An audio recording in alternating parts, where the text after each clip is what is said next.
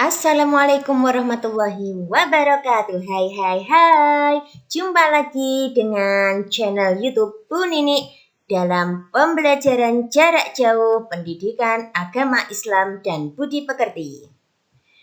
Kali ini kita akan membahas pembelajaran sekolah dasar kelas 6 semester 1 yang bertema Ketika Bumi Berhenti Berputar.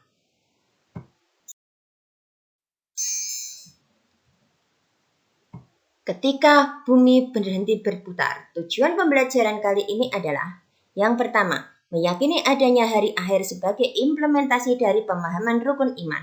Yang kedua, menunjukkan perilaku rendah hati yang mencerminkan iman kepada hari akhir. Yang ketiga, memahami hikmah beriman kepada hari akhir yang dapat membentuk perilaku akhlak mulia. Yang keempat, menunjukkan contoh hikmah beriman kepada hari akhir yang dapat membentuk perilaku akhlak mulia. Nah, sebelum kita belajar, kita berdoa dulu yuk. Bismillahirrahmanirrahim. Rabbi zidni ilma warzuqni fahma. Ya Allah, tambahkanlah aku ilmu dan berilah aku kemampuan untuk memahaminya.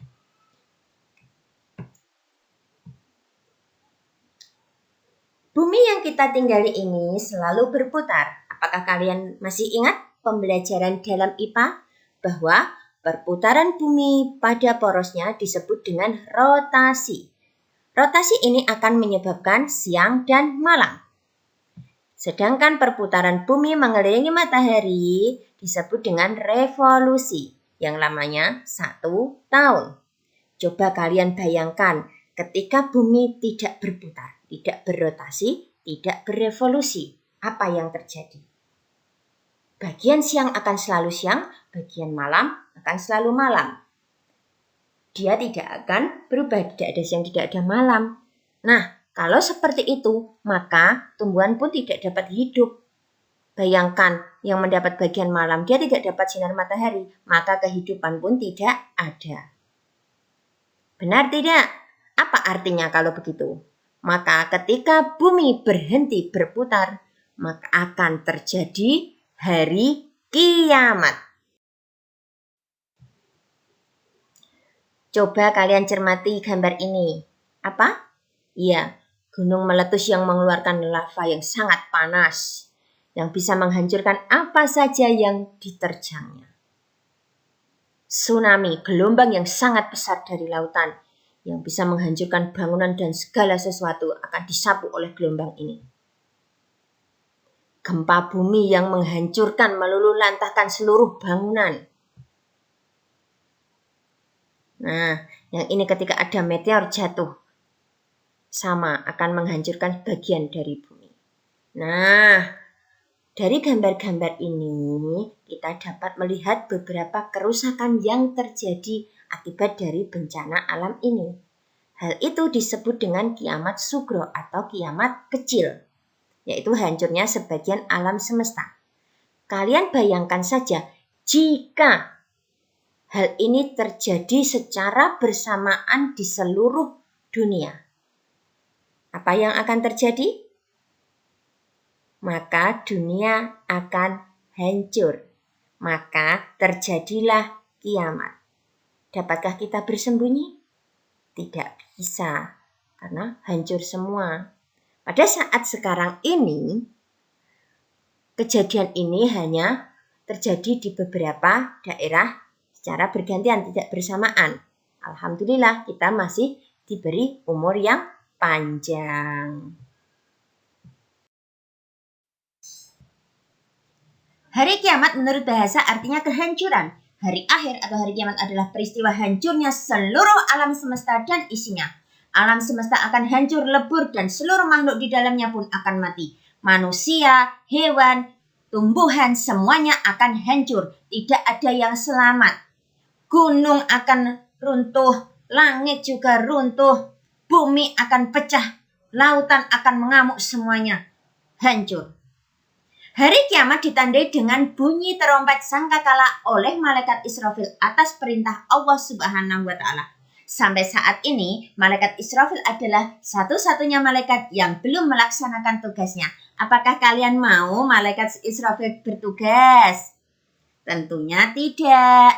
Ketika malaikat Israfil diperintah, "Hai Israfil, tiuplah trompetmu," maka seketika itu juga dia akan meniup trompet. Suara trompet ini sangat menyakitkan di telinga. Apapun yang mendengar trompet ini, maka akan hancur. Bumi yang mendengar suara trompet ini akan bergetar dan mengeluarkan isinya, yaitu lava dan magma yang ada di dalam bumi akan keluar. Air yang mendengar suara trompet ini akan terjadi gelombang yang sangat besar sehingga terjadi tsunami di mana-mana. Gunung-gunung akan meletus mendengar suara trompet ini. Telinga manusia akan sangat sakit sehingga menyebabkan dia mati. Binatang pun seperti itu. Semua binatang mati mendengar trompet Israfil. Jin juga akan mati. Setan juga akan mati. Bahkan malaikat pun akan mati. Dan malaikat Israfil adalah satu-satunya makhluk yang mati terakhir. Ketika trompet diletakkan, maka Israfil juga akan mati. Yang tersisa hanya satu, yaitu Allah Subhanahu wa Ta'ala. Malaikat Israfil meniup trompet sebanyak 2 kali. Yang pertama, suara trompet ini akan menghancurkan seluruh alam semesta dan isinya. Dan yang kedua, ketika trompet ini ditiup, maka akan membangkitkan seluruh manusia untuk memasuki tahap pertanggungjawaban. Pasti kalian bertanya, "Bu, tadi kan Israfil sudah mati. Siapa yang akan meniup?" Setelah semuanya mati, hancur, lebur, maka Allah akan menghidupkan Israfil kembali. Setelah Israfil hidup, maka dipeganglah sangkakala itu dan ditiuplah yang kedua kalinya. Maka kita bersiap-siap untuk mempertanggungjawabkan apa yang telah kita lakukan selama hidup di dunia ini.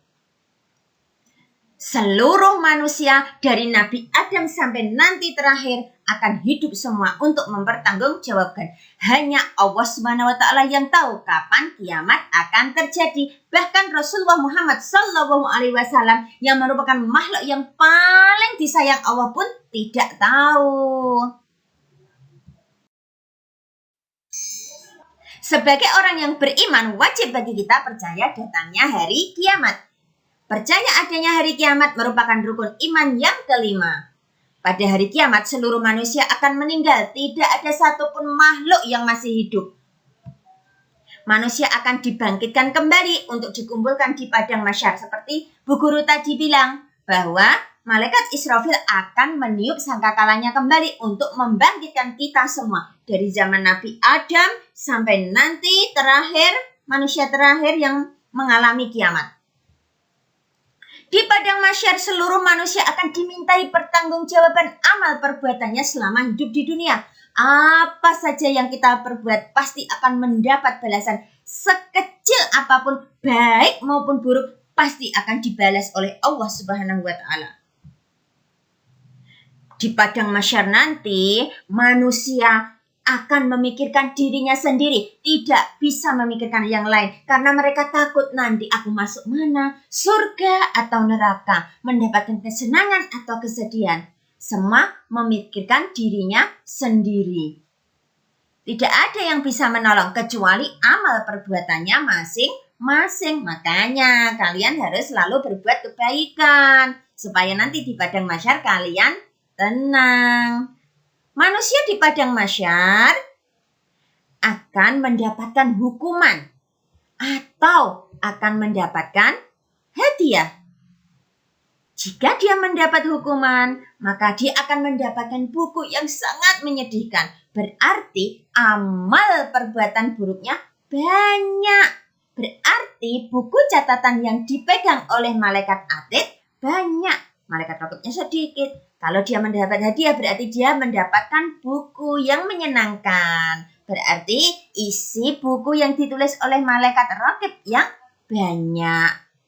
Jika buku yang menyedihkan maka balasannya sudah pasti adalah neraka. Dan buku yang menyenangkan maka kamu akan mendapatkan surga. Nah, jadi kebaikan sama dengan surga dan keburukan sama dengan neraka. Sekarang Bu Guru tanya, kalian mau pilih yang mana? Mendapatkan hukuman atau hadiah?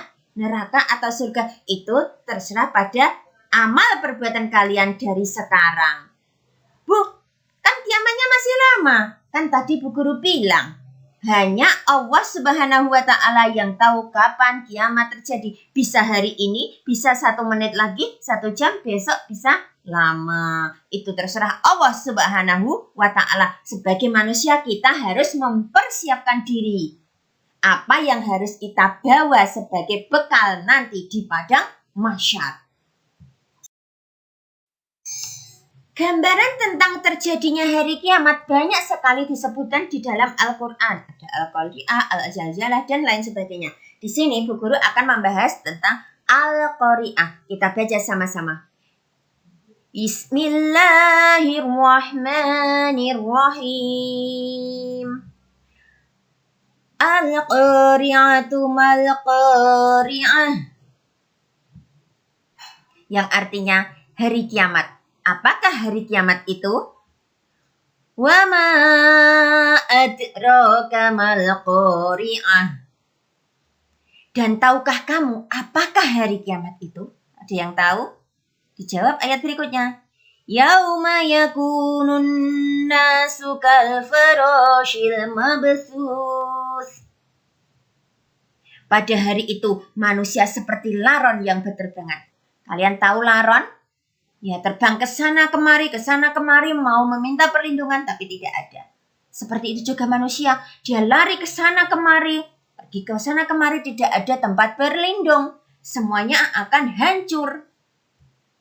Ayat berikutnya. Wa takunul jibalu kal'ihnil manfush. Dan gunung-gunung seperti bulu yang dihambur-hamburkan. Seperti Bu Guru bilang tadi, gunung-gunung semuanya meletus, semuanya bertabrakan. Seperti bulu-bulu. Kalian lihat bulu-bulu? Jika dihambur-hamburkan di atas, nah, seperti itulah keadaan alam semesta. Planet-planet semuanya hancur bertubrukan. Ayat berikutnya. Fa'amma man thaqulat mawazinuh. Maka adapun orang yang berat timbangan kebaikan, fahuwa fi 'aisyatir radiyah. Maka dia berada dalam kehidupan yang memuaskan.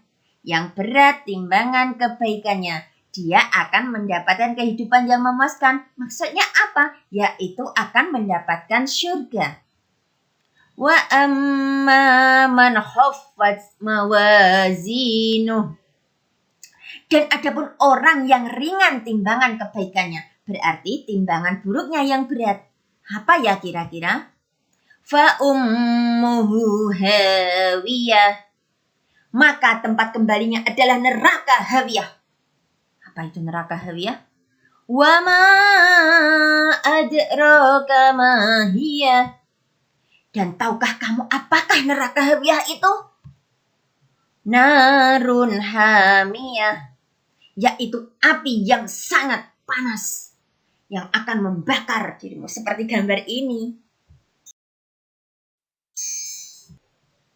Nah, dapat kita simpulkan bahwa hari kiamat adalah hari berakhirnya seluruh kehidupan di alam semesta ini. Hanya Allah Subhanahu wa Ta'ala yang tahu kapan kiamat terjadi. Siap-siap kita untuk mempertanggungjawabkan semua amal kebaikan dan keburukan kita. Manusia akan mempertanggungjawabkan seluruh amal perbuatannya selama hidup di dunia. Bagi yang berat timbangan amal baiknya, maka surga balasannya. Dan bagi yang ringan timbangan amal baiknya, maka neraka balasannya. Nah, anak-anakku sekalian yang soleh dan solihah, kita kan tidak tahu kapan kiamat akan datang. Maka dari sedini mungkin kita harus mempersiapkannya. Oke, anak-anak yang soleh solihah. Nah, tugas untuk kalian yang pertama adalah tulislah surat Al-Qari'ah di bukumu dan pahami maknanya. Yang kedua, jelaskan apakah hari kiamat itu dan bagaimana kiamat itu terjadi. Nah, sampai sekian dulu pembelajaran kita kali ini. Mari kita berdoa selesai belajar. Alhamdulillahirabbil alamin.